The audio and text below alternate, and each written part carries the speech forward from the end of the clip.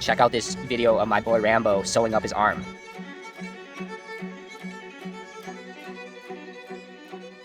So once you have this end, take it around your finger, roll it around your finger like this, and then just roll it like this with this other hand, and it'll form this nice thing, and then that's how you tie your knot, okay? Like that. Do that a couple times. Do the knot. Do that a couple times.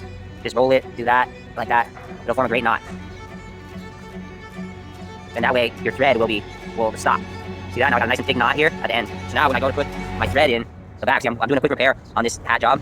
This goes in here, it's already got holes in the plastic, which is nice. So now when I go and put my needle in through the back, like this, my knot was gonna stop it from, it's gonna hold it in place. You see, that's how it works, that's how sewing works. Now I'll stitch this in, and then I'll tie it off.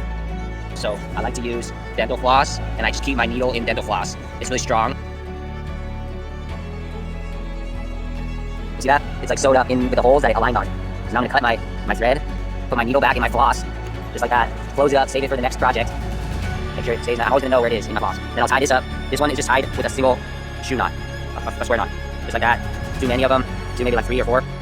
That way on this side, my stitching won't come out either. Got it? And then once that's done, just like that, nice knot. It's gonna stay stitched. You see that? I'll cut it like this again.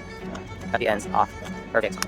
I like a floss because it has the needle in it, it has the thread and the scissors, all in a super thing for $1, and I always know where it is. That's how to sew. It's a manly thing to take care of our things in this world. We got to learn how to live inside the world sometimes and use our gifts. Use what we can to not just throw it away or consume it. We need to be able to use it wisely and take care of it and make it clean and have it be sustainable and last. So that's what sewing can do. And so thank you for watching.